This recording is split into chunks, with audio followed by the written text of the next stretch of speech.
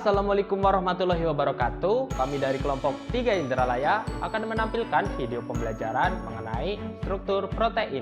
Sebelumnya, saya mohon izin untuk memperkenalkan anggota kelompok kami. Saya sendiri Irfan Afandi dari Prodi Pendidikan Kimia Universitas Sriwijaya, ditemani oleh rekan saya. Saya Syagia Putri Utami dari Pendidikan Kimia Universitas Sriwijaya. Saya Muhammad Rafensa Haidar, mahasiswa PMM dari Prodi Pendidikan Kimia Universitas Negeri Surabaya. Saya Novia Akwaris Huta Barat dari Pendidikan Kimia Universitas Sriwijaya. Tujuan pembelajaran. Tujuan pembelajaran, mahasiswa mampu menguasai fondasi saintifik pada materi protein. Prosedur proyek.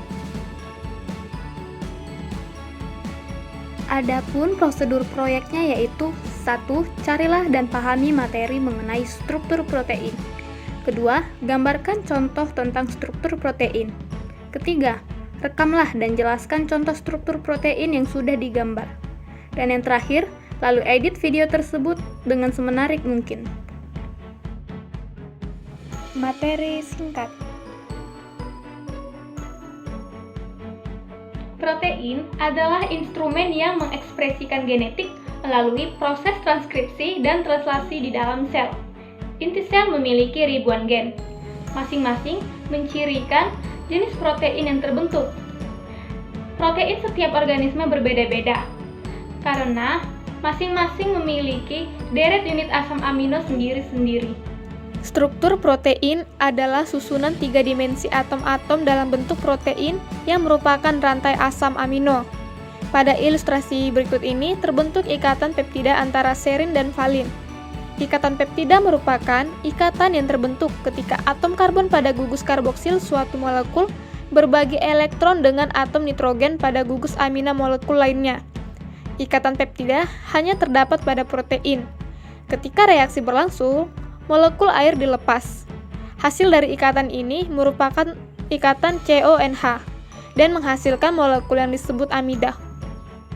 Struktur protein dapat dijabarkan dalam 4 tingkat yang berbeda. Yang pertama, struktur primer, merupakan urutan asam-asam amino dalam rantai polipeptida. Kemudian, struktur sekunder yang merupakan substruktur lokal teratur dalam rantai utama. Kemudian, struktur tersier yaitu struktur 3 dimensi yang dibentuk dari struktur-struktur sekunder yang melipat bersama. Dan yang terakhir, struktur kuartener, yang merupakan gabungan dari satu atau lebih rantai polipeptida yang beroperasi sebagai satu satuan. Baiklah, di sini saya akan menggambarkan perkiraan struktur alpha helix pada protein. Nah, struktur ini distabilkan oleh ikatan hidrogen yang sejajar dengan sumbu helix di dalam backbone. Pada struktur ini terdapat ikatan hidrogen yang ditunjukkan dengan garis putus-putus. Kemudian ada peptida backbone yang ditunjukkan dengan garis lurus. Dan ada residu asam amino. Di sini ada beberapa asam amino, di antaranya ada glisin, alanin, arginin, serin, valin, dan lain sebagainya. Di dalam satu putaran helix ini terdapat 3,6 residu asam amino dengan panjang putaran 5,4 Armstrong. Umumnya, 1/4 dari semua residu asam amino ditemukan dalam bentuk alpha helix, dan residu-residu tersebut akan mempengaruhi kestabilan dari asam amino. Struktur protein dibedakan menjadi beberapa macam. Yang pertama yaitu struktur primer. Struktur primer adalah rantai polipeptida dari sebuah protein yang terdiri dari asam amino yang dihubungkan satu sama lain secara kovalen melalui ikatan peptida yang membentuk rantai lurus dan panjang sebagai untaian polipeptida tunggal. Susunan tersebut merupakan suatu rangkaian unik dari asam amino yang menentukan sifat dasar dari berbagai protein dan secara umum menentukan bentuk struktur sekunder dan tersier. Yang kedua yaitu struktur sekunder. Struktur sekunder adalah struktur protein yang merupakan polipeptida terlipat-lipat berbentuk 3 dimensi dengan cabang rantai polipeptidanya tersusun saling berdekatan. Pada struktur sekunder, rangkaian polipeptida memiliki konformasi yang berbeda, bersifat reguler, dan memiliki pola lipatan berulang dari rangka protein. Dua tipe umum struktur protein sekunder yaitu alpha helix dan beta sheet. Keduanya terbentuk karena ikatan hidrogen yang terjadi antara asam amino yang berbeda pada polipeptida. Alpha helix dan beta sheet sebagai struktur sekunder protein.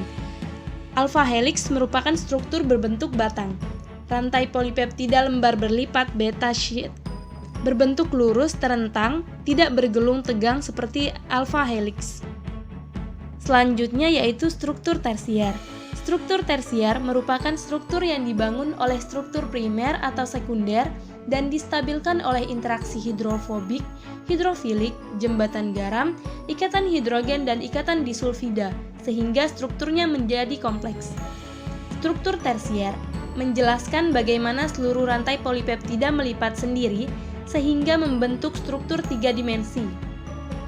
Struktur ini terjadi karena bermacam-macam gaya kimiawi termasuk ikatan hidrogen antara individu asam amino dan gaya hidrofobik yang mengatur bahwa asam amino dengan sisi gugus nonpolar harus dilindungi dari air dengan menempatkannya di bagian dalam protein. Yang terakhir yaitu struktur kuartener. Struktur kuartener merupakan hasil interaksi dari beberapa molekul protein tersier setiap unit molekul tersier. Setiap subunit protein struktur tersier dapat berinteraksi dan saling mempengaruhi satu sama lain. Interaksi tersebut dapat mengubah struktur maupun peran dan fungsinya. Tidak semua protein membentuk struktur kuartener. Hanya protein yang mempunyai fungsi kompleks yang memiliki struktur ini, termasuk beberapa protein yang terlibat dalam ekspresi gen. Beberapa struktur protein terikat dengan jembatan disulfida antara polipeptida yang berbeda. Tetapi, banyak protein terdiri dari asosiasi subunit yang lebih lemah yang dihubungkan dengan ikatan hidrogen dan efek hidrofobik. Protein ini dapat kembali pada komponen polipeptidanya atau berubah komposisi subunitnya tergantung pada kebutuhan fungsinya. Pembahasan.